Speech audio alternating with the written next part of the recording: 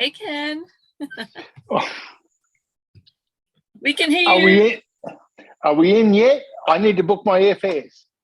Not quite. We're this far away.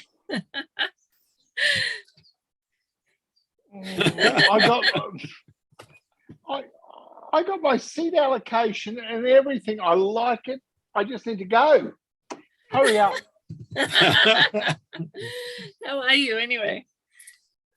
Oh, look, it sort of fits in very nicely. It could work well. Yep. Awesome. Well, we just need 2 more people. And we're a goer.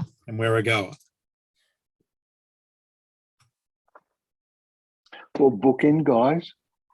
So, I don't know if other people can. Who else have we got here? Oh, Chris. Hey, Chris. We can't.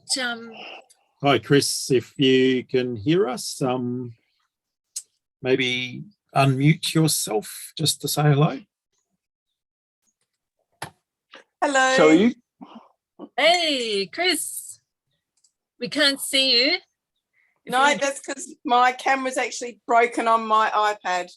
Okay, that's fine. As long as we can hear you. Hey, Simon, how you going? Simon. Hey, guys. How was your meeting, mate? Excellent. Like all work meetings are, particularly when you've got accents involved. Okay. Yes, Yep, anyway. So we'll just give this, over there. We'll just give this maybe a minute more, just to see if we've got anyone else joining us. At the moment, there's just 4 of us. So, but Simon and Ken, I'm happy to let you know that you are both on the tour. So, we're super excited to have you both coming. Excellent. That's great. Hi, Simon. You've got a very fancy microphone set up. Oh, it's all the gear and no idea, Ken. I do the no idea without the microphone. It does look very fancy, Simon. Oh, it sort of, yeah. It was on special at Aldi. No, it wasn't quite, but I'm a sucker for discounts at my local music shop. So Sandy and Jeff aren't able to join tonight, but they have sent through a couple of questions. Right. Kevin and Wendy, hello. Kevin and Wendy, hello. Can you hear us okay? I don't know if you can hear us, but I hope you can. We can't. Kevin and Wendy, hello. Hi there. How are you? Yeah, hey. good, thanks. How are you guys? Hi, guys. Really good. Yeah, really good. Thanks for joining us. No, So Kevin, the accent, can I ask where you are? We're Australian, but we're from Canada originally. Oh, okay, nice. And whereabouts are you here? Brisbane. Yeah, okay, Brisbane. cool. Yeah. What's the weather up there? Yeah, no, it's all right. Yeah, it's all right. Okay. Nice warm. Awesome. Because you guys are from the Gold Coast, right? No, we were in Brisbane. We're sort of nomads now, so we live out of our caravan and just traipse around when we're not in Europe. So we are down in South Australia and parked up at my daughter's place just north of Adelaide. Yeah. Oh, cool. Yeah, cool. No, we thought we'd join the Zoom meeting because we've been talking about doing Europe for the longest time on our bike. Yep. Yeah. I don't know if you're going to like to hear what we've got, but we've got like a Vespa 250 with a little one-wheel trailer on the back. And we want to we actually got 2 of them, and one of them's obviously going to stay in Australia, but one of them we've always planned to ship that off to Europe and tour. Okay, that is definitely different. That sounds like so much fun. But we actually ran across in Croatia last year now, 2022. We're in Sanja in Croatia. And they have this Vespa 50cc limited to rally that they do every year. And it just looked like so much fun. I actually want to do it, because the guys just had like little jerry cans strapped to them and everything, and they go for quite some distance. So yes, it's thing. Anyway, guys, we might fire into So- it. We got Barry. Hey, So- Barry. So, Alan, they do that also in Northern Europe with old, crappy 50cc stuff. Yeah. Really interesting. Yeah. Yeah, these were like, they weren't new, mate. They were very, very old. Yeah. So, and I think the riders on half of them were matching sort of the age of the Vespas as well. Yeah.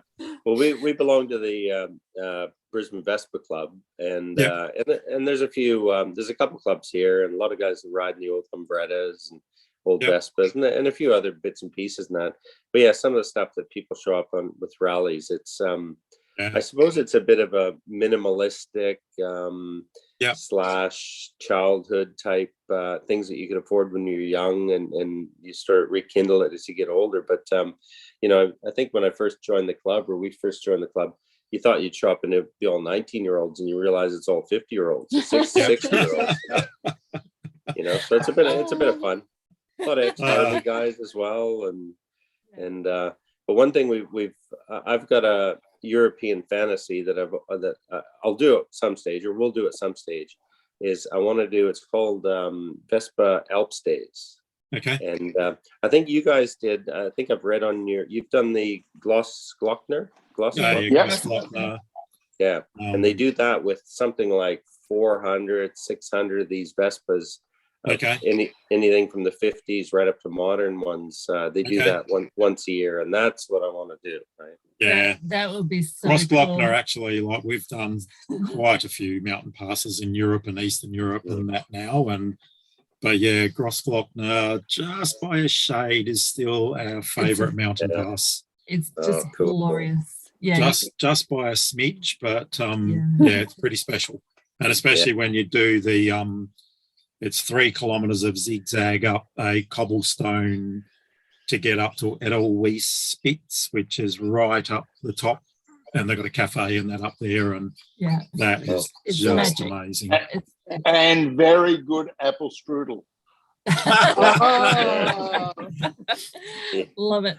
I didn't think much of the schnitzel, to be honest, Ken. Like I had a mate, we were up there. So. You must have been up there a bit later. We started earlier. We were up there for morning tea. I think the schnitzel I had was in Salzburg. So anyway. We digress. All right. So we're going to kick off. So, hey, Barry, I was just saying before, Simon and Ken are actually, they're booked. They're coming with us, and we're very excited about that. That's good. So, I guess we just want to do sort of a quick run through of the tour and sort of what we're doing and why we're doing it and how we're doing it, just very quickly for you. I'm sure you've had a look at the website and had a bit of a poke around there.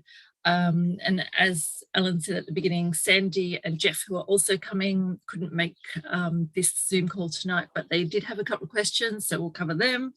And any other questions that you've got, just fire them at us. So yeah, I think to start off with is this is our first tour that we've done, taking people on a tour. So we have partnered with Adriatic Moto Tours, basically, which will be. Is that COVID? COVID, yeah, it's COVID, I think. Yes, I've always had a cough, and when COVID was here, people wanted to stab me. So yeah.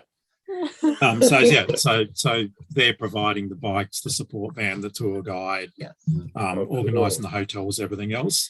We pretty much and we're looking after you guys, making sure you have an awesome time. So we get the good bit. But yeah, it is our first tour, and so we are doing it almost cost price because it is a bit of a test run for us. We know not everything's going to go smoothly, and so we're asking you guys to just be a little bit forgiving of us when things don't go quite according to plan. And just with the route is a combination of a couple routes from Adriatic tours and also some bits that we've thrown in. Yeah. So it is actually a unique route for Throw Your Leg Over. So we're calling the Grand Alps Tour, and yes, the idea is to do as many passes as possible in the 14 days that we've got. So, and just on that, I think the riding days, I think it's around 12 riding days, but on the rest days, people are actually free to go off if they want to go off on the bike and go and explore somewhere on their rest day. They can. Otherwise, you can wander around and see the sights, or you know, you might want to do some washing and stuff like that.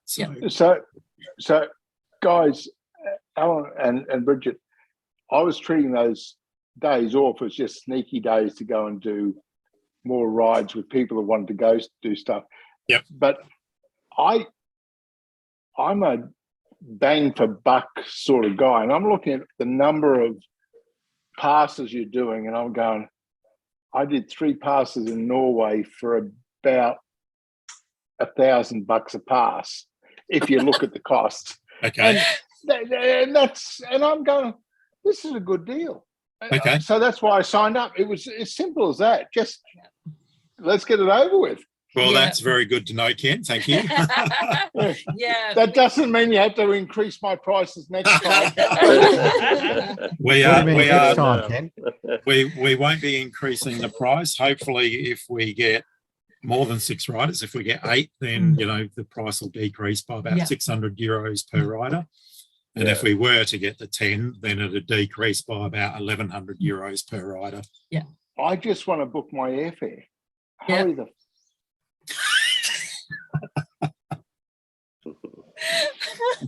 I didn't actually say that, did I? Ken, we will let you know. Don't you worry. Now, is anyone bringing their own bikes for this one? Nah. We've had a couple of questions just today, actually, about 3 minutes before this meeting started, about someone having their own bike. Barry actually has his bike in Europe, so that's your bike's in the UK, isn't it, Barry? Yeah, it's in Derbyshire. Yeah. So, and our bike obviously is in Portugal at the moment, so we will be riding our own bike. But yes, if you want to bring your own bike, you can definitely do that. I don't know how you go with the Vespa, though. I'd probably say a Vespa wouldn't be ideal for this one. You will probably want a little bit more time for that. Yeah. You could take it as cabin baggage, though, couldn't you? My best friend in Brisbane here, he had a Ducati Monster for about 2-3 years, and he couldn't lose me. You know, I said they're both Italian. They'll stick together, but unless he was speeding, he couldn't lose me. You know. Wow. But yeah, I can see the concern that Vespa wouldn't keep up, but they're actually quite good. Okay, so not on the Autobahn anyway. No, I'm sorry. 3 days later on the Autobahn. I'm sorry, I'm in Brisbane. Just exactly what road have you found that doesn't have potholes that your front wheel doesn't go into? I'm in Brisbane too. I'm yet to find them as well.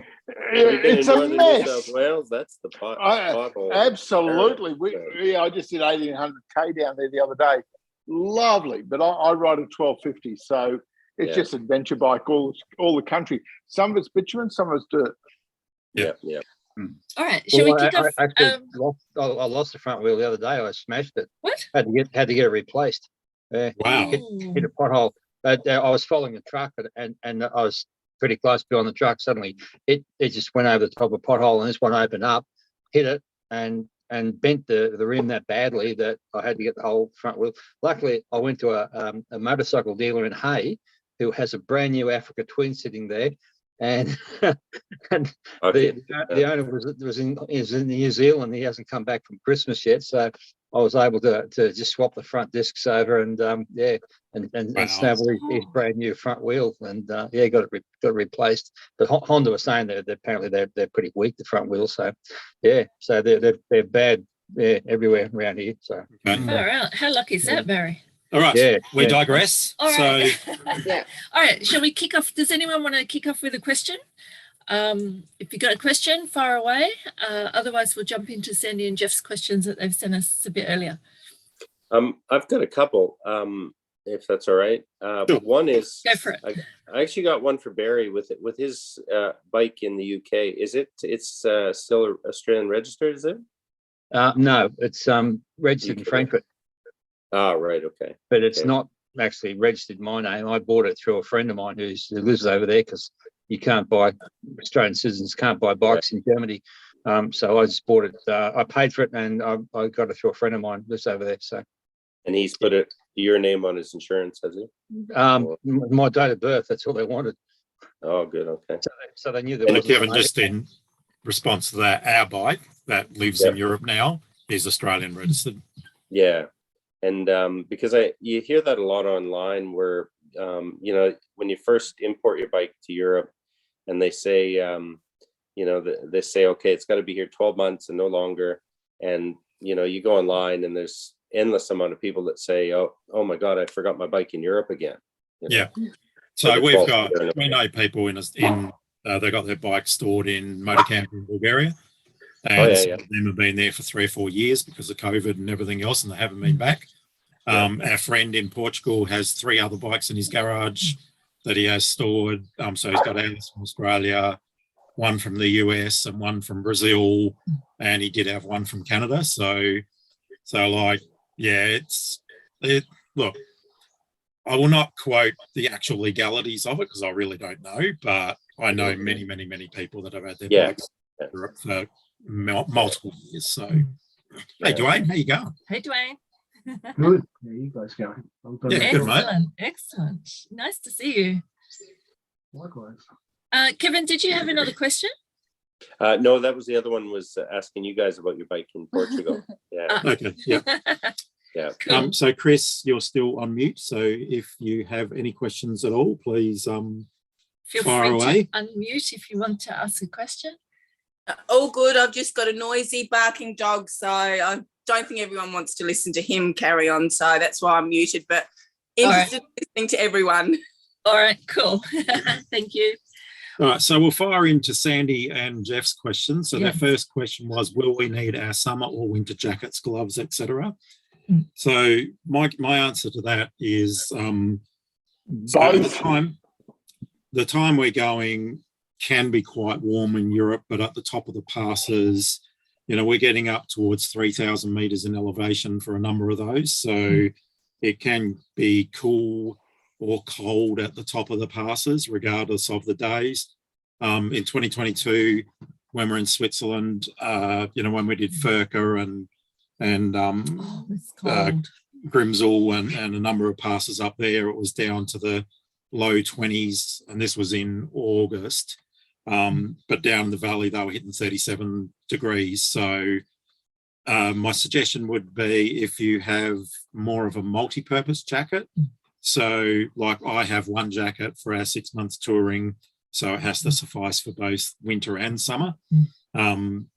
So I've got an adventure jacket that's got the vented flaps and everything else. So I don't think you would want to bring a mesh jacket.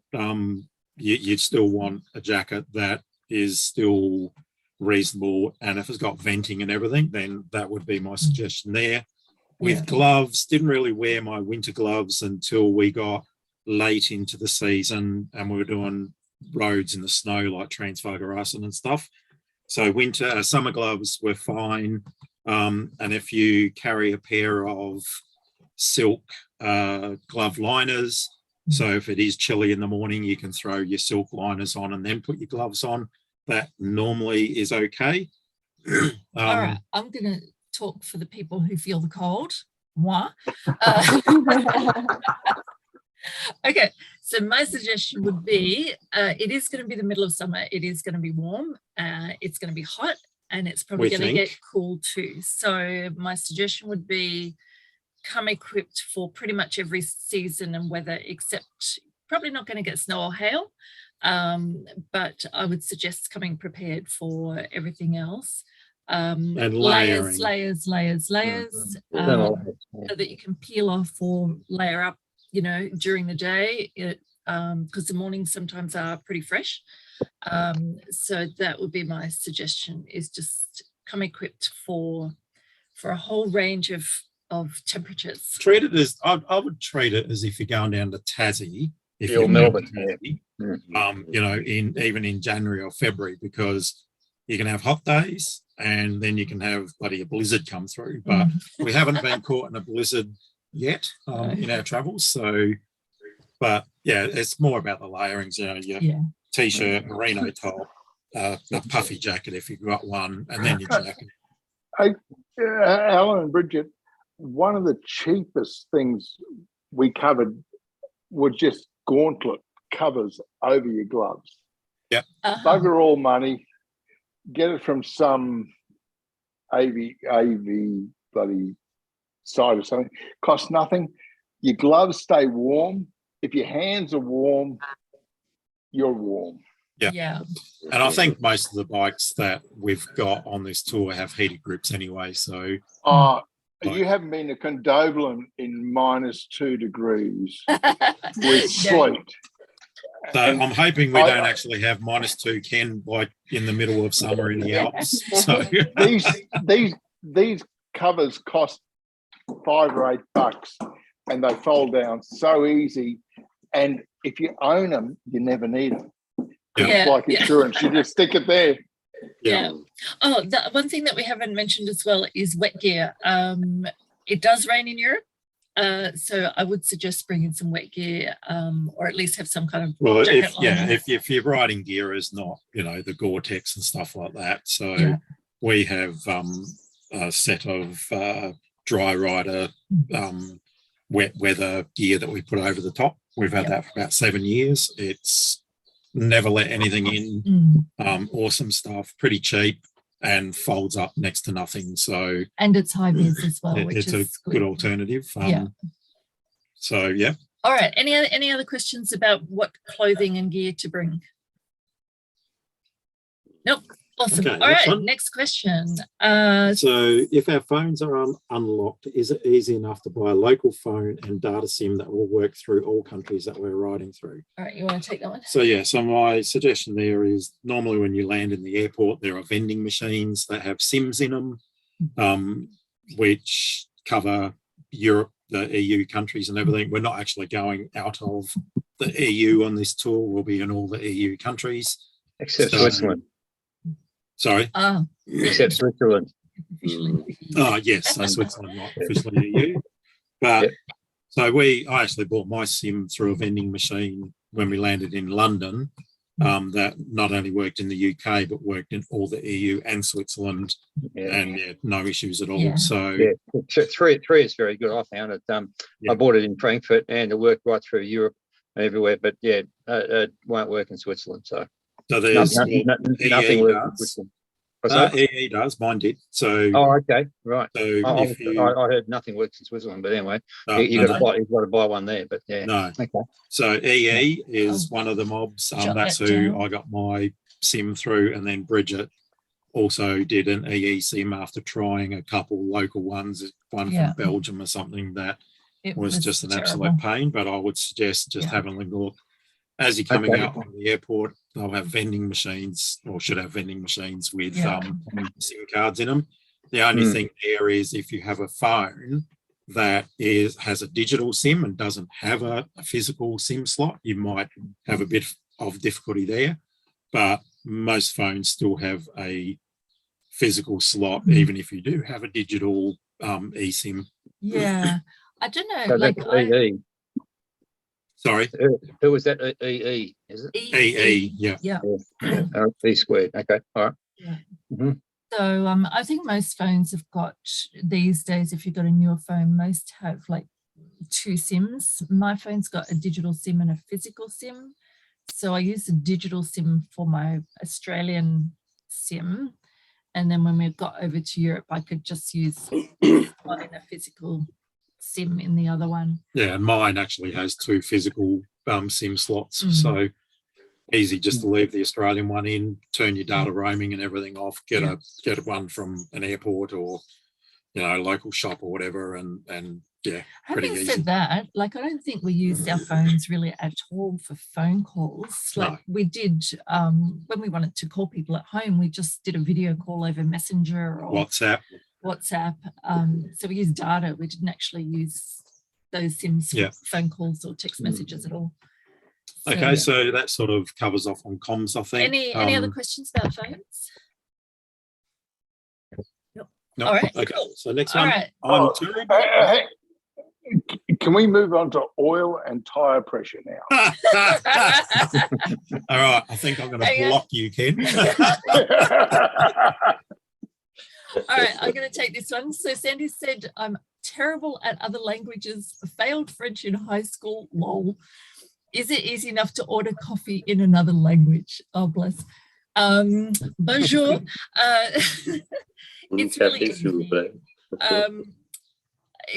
We do have we're going to have a guide with us on a bike, and we're going to have another sort of guide driving the support van. So we are going to have sort of some local European feet on the ground with us.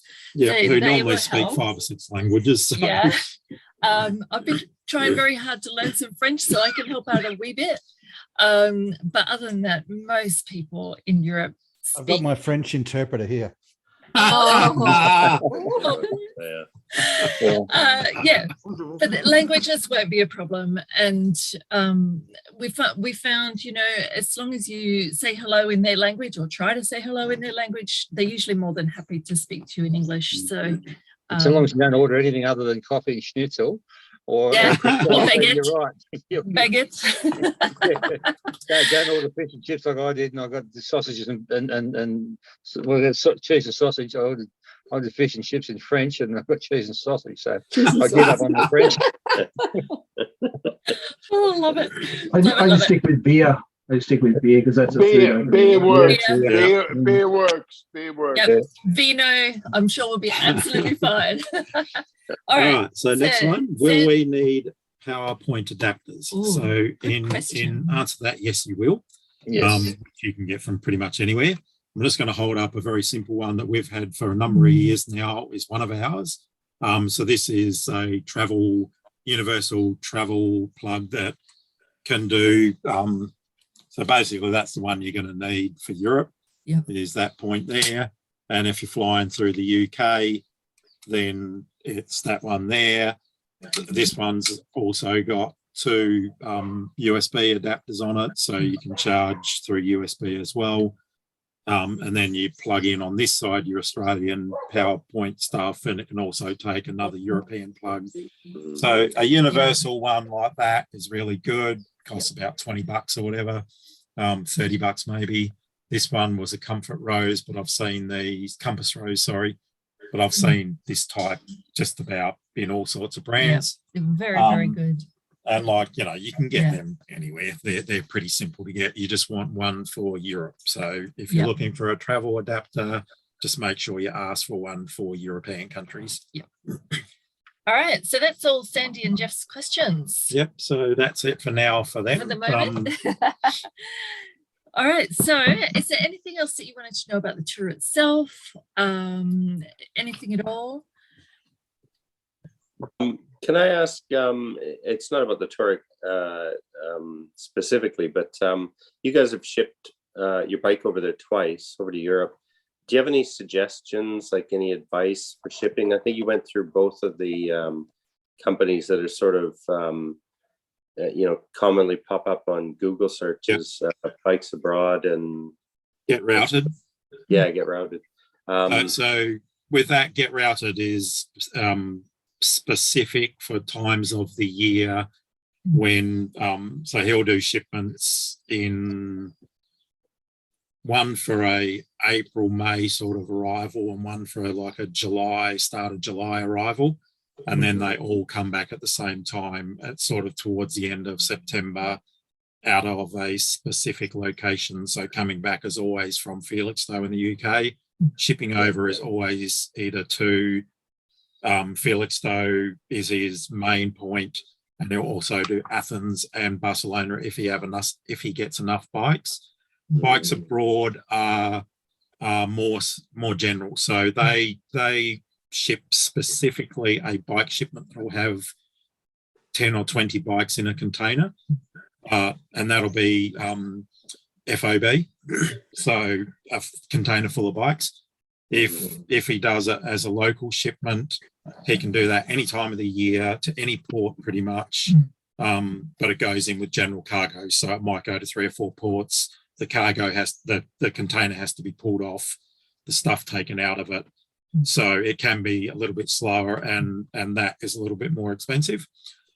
So this last year we went with Bikes Abroad and we shipped direct to London with a full bike shipment, and the cost on that was 2,300 for the one way.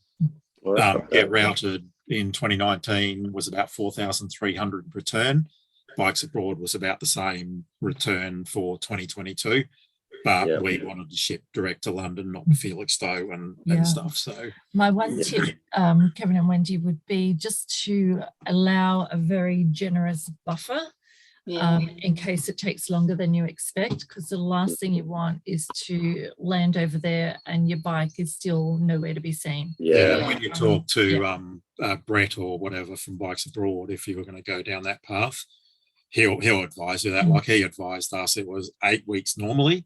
But with all the shipping delays, COVID, everything else, that they'd like to put a 6-week buffer on it. And so our bike went 14 weeks before we were landing, or 15 weeks, whatever. And it actually took 14 weeks. So she arrived in London a week before we landed.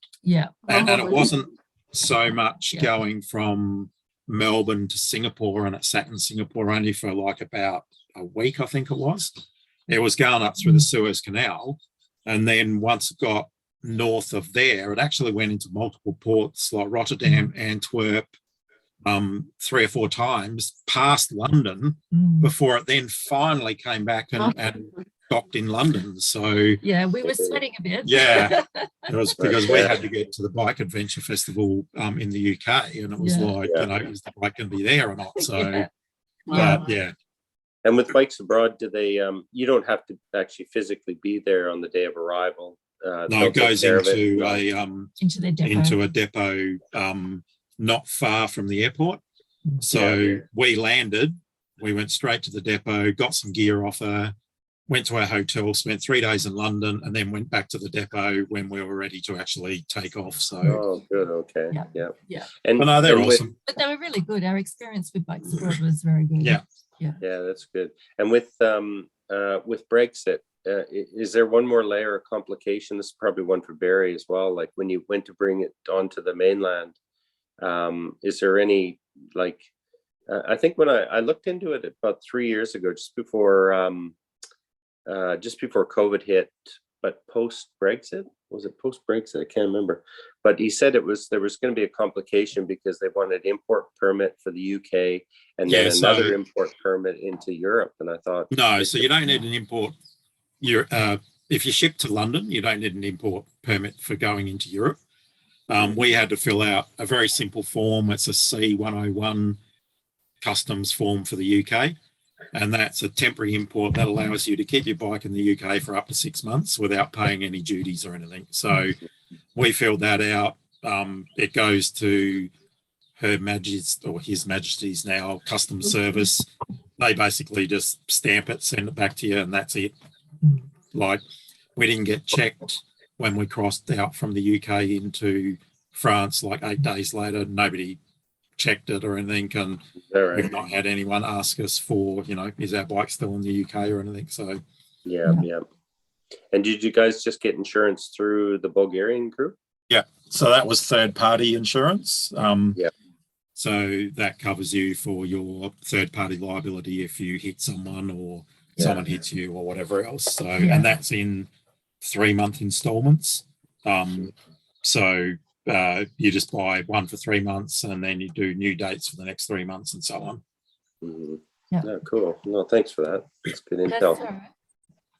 When I bought my bike, I was just going to say, when I bought my bike over from Europe to England, there was no paperwork whatsoever. I never asked me any questions, even though it had Frankfurt registration. I just wheeled her onto the ferry in Rotterdam. Wheeled her off the boat in Hull, and there was nothing. They just wanted to see my passport, and that was it. Didn't check them. I think someone might have looked at the registration plates, but never said anything. So I spent 5 hours at Swiss Customs trying to get across the border. I was an Australian license in a German registered car that had Australian stickers, and I was coming out of forget where I was coming out of now to get to there, but I spent a lot of time. They went through my whole car. They went through everything. Oh, And Yeah, they did check was, if you got anything like cigarettes on board, especially. That was one thing I got quizzed when I think I was going from Switzerland to Italy, and all they want to know is if I had cigarettes, and I thought they wanted to blow your cigarette off me, but then you say cigarette. The problem was it was my mate's car. It was a Mercedes convertible, and so nothing lined up. And we didn't have a letter saying that we're allowed to drive it or anything like that. We've been driving all around Europe in this car, and anyway, 5 hours of explaining and my wife showing her, a bit of this and a bit of that kind of stuff got us through it eventually. That's funny, Dwayne, because we've been in and out of Switzerland a number of times, and we've never even seen a manned border post. There you go. Maybe I was just lucky that day. We must just have innocent looking faces or something. So maybe they saw you coming to it. Yeah, maybe it's because we've been chased by the whatever they call the highway patrol out of Italy still. Gendarmerie or whatever it is. The Carabiner or whatever. Okay, so moving on. All righty. So everything is up on our website under tours, under 3 Leg Over. So on the tours page. If you have a look through that, it'll give you just about everything, I think. I think so. We're starting and finishing in Munich, and we chose that because it's pretty easy to get flights to and from Australia to Munich, because it's such a central point. So we're basically starting in Munich and then sort of doing a loop and coming back. Are you going? Can I just ask? Are you going clockwise or anti-clockwise? I got the map. Anti-clockwise. Anti-clockwise. Okay. Yeah. Mm. Yeah. Okay. So heading down into Austria, Switzerland, France, Italy, Slovenia, back up. I think we ducked back into Austria for a wee bit and then back to Munich. Yeah. Sort of Austria, Switzerland, France, Italy, Switzerland, Italy, Slovenia, Austria, Germany. And we've packed all the mountain passes in for you, Ken. So they're amazing. I'm looking at them going, that's pretty good value per pass. Yep. I'm not selling it. I'm already in, so I'm not getting a percentage. But I go, that's a shitload of passes for 14 days. That's not bad. Yeah. And they're just, oh my God. They're just magic. Yeah. So and I need to get the Grossglockner sticker again because I lost it. Yeah. Like I said, they give you one of those when you actually pay your toll at the gate. So I paid it and I don't know where I put it. Yeah. Okay. I got the photo to prove it. We'll be checking on you. All right. Anything else? Anybody got any other questions? If you think of something at 3 o'clock in the morning, just send us an email. Like, don't stress if you forget it in this moment. So I guess, obviously we're hoping we get at least 6 riders because we want this tour to go ahead. So pricing and everything is going to be a little bit dependent on the exchange rate, AUD to euro. We're hoping the euro, the AUD against euro starts to climb again, because at the start of our tour last year, we were getting 68 euro to the Australian dollar. By the time we finished and we come back into the euro zone, it was around 64, so it dropped off about 4 cents. But at the moment, we're just basing everything on a 0.62 exchange rate. So if it is higher than that, then obviously it'll mean a little bit less cost. I can't see it dropping below 0.62. So when we go to, if we get the 6 and we're definitely going ahead, then when we start looking at, the final balance due and everything, we'll do adjustments there based on how you guys want to pay us. We can take euros into our Wise account direct, so people can take the exchange rate themselves, the risk. Kevin and Wendy, can I just ask you, do you have 2 bikes, or are you on 1 bike, or how do you go? Just Just one. Just the one. Just the one. I want to show it to you guys because I want you to tell us if we're absolutely nuts to be doing Europe. Do you want to turn on the outside light? Sorry, I'm sort of. Thought you were going to show us your living room for a second.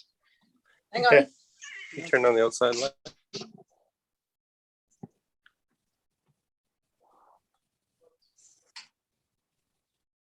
Oh, Can wow. you see that? Okay. Can you see that? Are we nuts to Yeah. do Europe in that thing? No, I mean, No. even if you say yes, we're going to do it anyway. no, because you know what? Half of Europe rides those things. Because Yeah. especially with Queensland plates, and like you're just going to get, like, we get called loco because people see our plate and they go, where you from? And we say Australia, and they go, oh, Australia, you are loco. And especially when you're in Eastern Europe, sort of off the beaten track a bit. Yeah.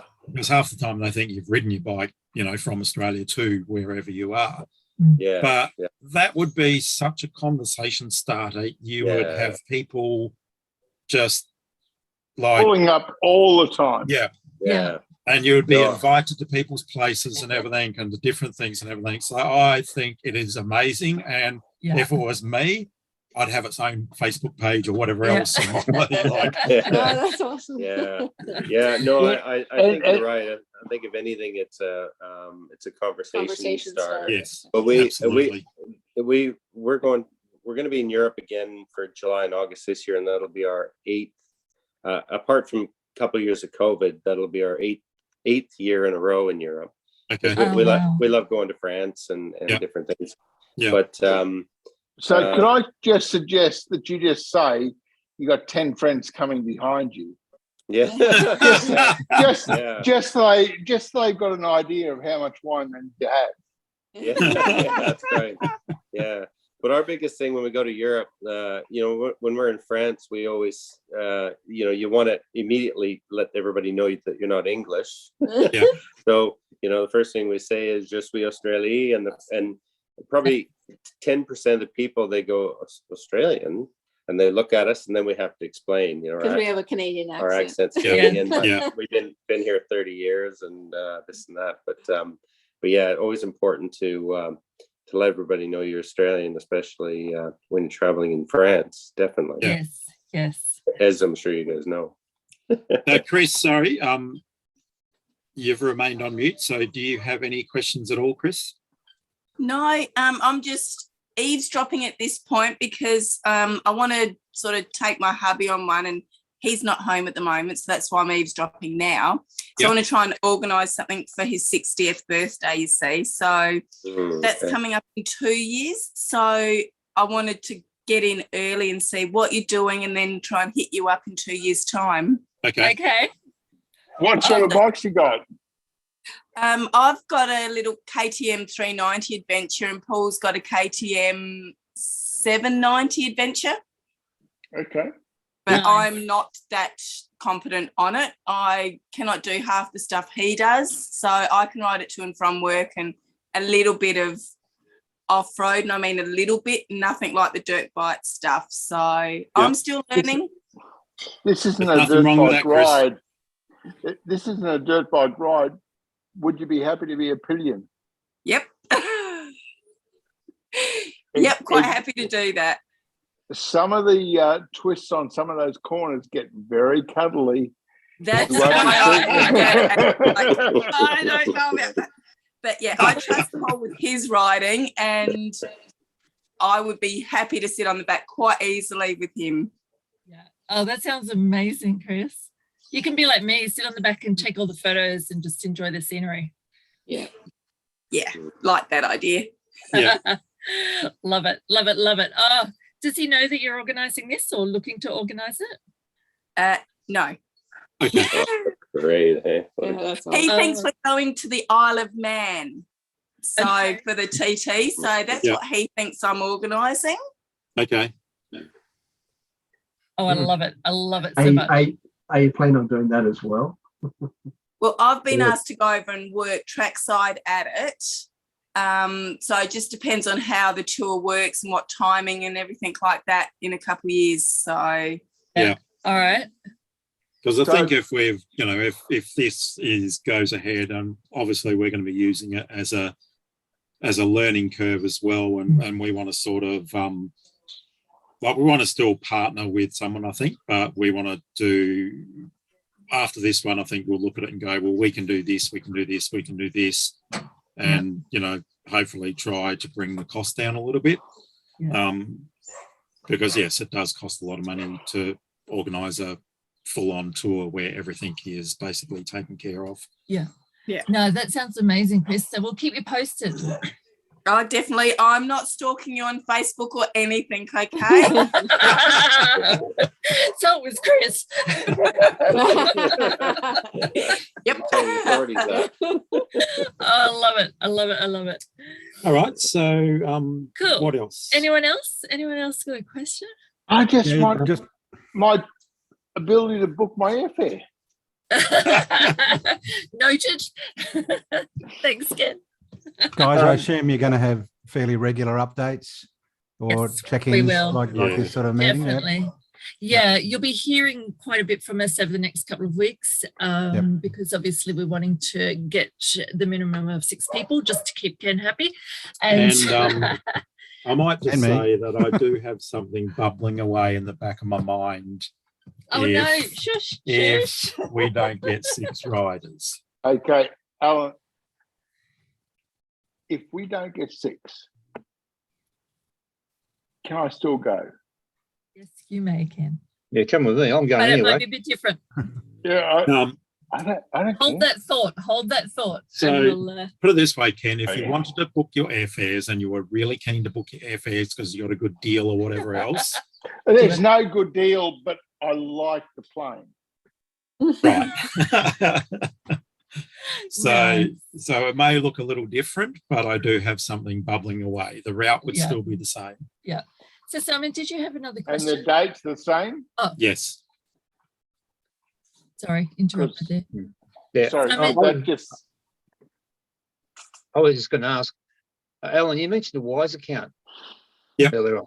Yeah. Yeah. Okay. Right. Yeah, I looked into that today. Actually, I've been on a computer most of the day.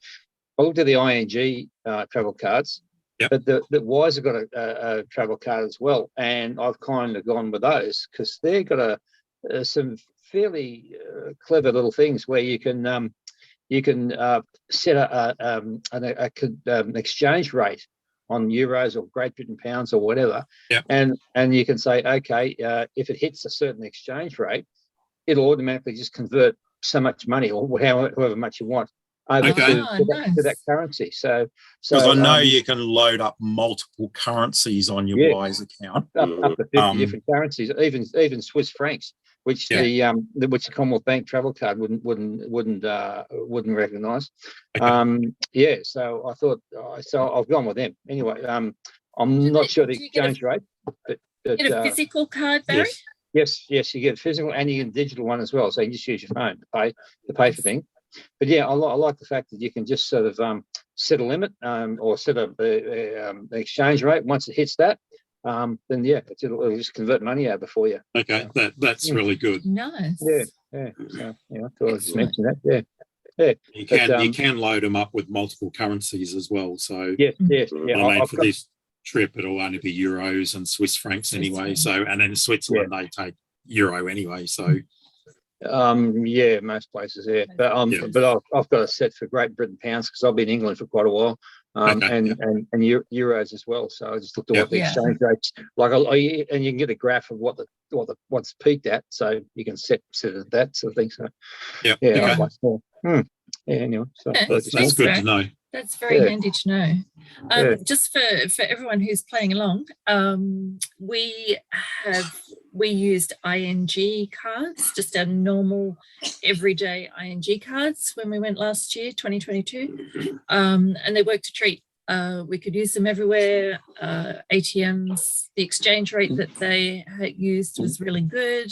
And they refund your fees. We didn't get they refund your fees straight away. Yeah, the international transaction fees were like immediately refunded to us. It was So it was Kevin really and good. Wendy, for you guys, I'd suggest looking into an ING everyday account because they are far better than most banks. I wouldn't recommend TravelX at all. We had a bad experience with TravelX in 2019. We've Some used bank was expensive too. we've had the Wise card for about 5 years now, and like we do travel to a few different countries, and so we just watch the exchange rate, and when it's good, we put money on it. Yeah, nice. And, so we bank it early before we go. We did 6 weeks in France last year, and I think we used cash for about €400, and that was it. It was all the Wise card, and like you guys know it, zero fees, bank rate. It's phenomenal. Like having bank accounts everywhere you go. I look at the ING cards, and there's 3 different cards. There's the orange, there's the platinum, and then there's the medium. There's the low, medium, and high level sort of thing, and it was all these conditions, and I was like getting towards the afternoon, and I was starting to get a bit drowsy. I've been on the computer all day, and I just couldn't focus for that long. So then I saw this Wise one, and I looked at that, and it looks so much simpler, so much easier. Yeah. So I worked with that one. Yeah. Well, the beauty of the Wise one is you can, when you have a euro account or a pounds account or whatever currency. You can make a domestic deposit just like you have in a bank account there to a bank account. Like it's like having a local bank account everywhere you go. Yeah. And so there's no Swift code. There's no international routing. It's instantaneous bank to bank deposit. Like if in France, they're a little bit behind when it comes to things like BPay or. They want deposit for accommodation stuff, direct deposit, and it makes it super easy. It's that Wise card was just phenomenal, phenomenal improvement. And did you take like a backup card, like from a different bank or anything, just in case? Yeah, we had a couple other credit cards that in case things happen, but that Wise thing was just it was phenomenal. So we just found we had a couple sort of out of the way towns in France with the self-serve petrol stations that we had a couple issues with a couple of those with the ING card not being recognised. But then I just used my CUA backup card and that worked. So so we always suggest that you have a backup card just in case. Definitely. With the Wise card. You can also just create a digital card as well. And you can have multiple digital cards if you want. So if you lose your physical card, you can just cancel that and just close it off and just use your digital ones if you wanted to. Sorry, Ken, you had a question or an observation. So everybody's working on minimal expenses. If you ever look back at Frank Abagnale, Catch Me If You Can, the real guy, he does not have his kids running on a debit card at all. He's running all on credit card because if the debt is found fraud, it's the bank's problem, not the kids' problem. Yeah. So is that some wise advice there, Ken? Have you tried this or? I am. It goes against everything that I've told my kids. Yeah. Only go into debt for what you can afford. But anything you buy on anything electronic, do it on the bank's credit card because it's their fucking problem. Oh, sorry, their effing problem. And they are much faster at fixing it when it's their loss than when it's your loss. Yeah, that's good advice. You're not speaking to us from Cell Block, are you, Ken? Cell blockade. All right, guys. Sorry, we're digressing again. So but that's just the real world of stuff you can put on credit card, which is the bank's problem. Throw it and just pay the debt out later. The small amount of interest, who gives a shit? I mean, it's not big numbers. But if you've got to spend 2 months chasing an issue I'll tell you, I'm not a happy person if I got to chase stuff. Yeah.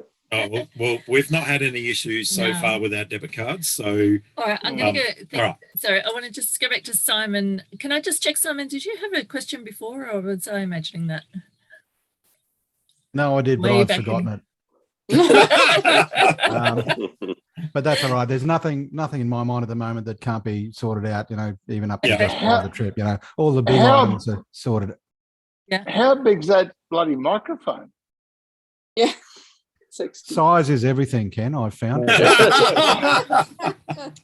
just It's like a recording studio. I'm coming in with a 1250, I'll tell you. Yeah, well, you beat me on that one. I've only got a Tiger 800, so yeah, you got me with the GS. Awesome. I'm compensating. Hang on, Kevin's got a Vespa. What does that mean? Well, Wendy, don't answer. You draw your own conclusions. Yeah, but he's got a pillion. He's got a pillion. That's double the number, mate. He's a winner. He's a winner. All right. So All I right. don't think we've got So if we've got anything no more else questions, unless we'll wrap up. We may or may not do another Q&A in a little while. We'll just sort of see how it goes, see how many questions we get, see if we get a sense that people want another Q&A. Let us know if you want another Q&A. So what we're going to do is... So, I mean, in essence, we've got 2 weeks until we're looking at, the go ahead or not go ahead. Yep. So another 2 weeks. So we are hoping to get 2 more riders. And like, Ken, Simon, you guys, if you know anyone you can pass this on to that may be interested, we'd be quite appreciative of that. Dwayne, are you looking at potentially doing a tour or... Or did you just want to see our faces? Yeah, I just thought I'd like to see. I haven't seen Brady's. No, I wasn't expecting to do something this year. Maybe next year. Okay, nice. I'd In Europe? I'd like to do it this year, next year, every other year as well. Yeah. Not going to happen. Yeah. Okay. All right. Well, we'll keep you and posted yes. for next year. Yes, it's Europe. So at the moment, Alan Bridge, it's the 2 confirmed at this point. 4. We've got 4. So, is that Sandy and Sandy and Jeff. Sandy who and Jeff couldn't make it tonight. Yep. Cool. So we got 2 more and we're good to go. Yep. So and we'll let you know as soon as that happens. We'll let you know. We'll definitely be keeping you up to date. No worries at all about that. Great. Yeah. Awesome. All right. All right, guys, if that's it, no more questions or nice. Thank you very much for joining us. Thank and, you. Yeah, thank you. Good information. Thank you. Nice to meet you guys that we haven't seen before. And like Kevin and Wendy, if you've got any queries at all about, anything to do with taking your bike to Europe or anything else, shoot us through a message. More than happy to answer. We do have a Europe publication that the first 100 odd pages all deals with prepping for your tour and questions and everything else. If you want, I've been reading it. I've been reading it over the last week or so. It's really good stuff. Good intel. I appreciate that. I appreciate the offer. Thanks very much for that. Thank you. No worries at all. All right, guys. Have a good evening. And we'll see you soon. Take care. Bye. Bye, guys. Bye, Take care. Chris. See you later. Bye. Bye.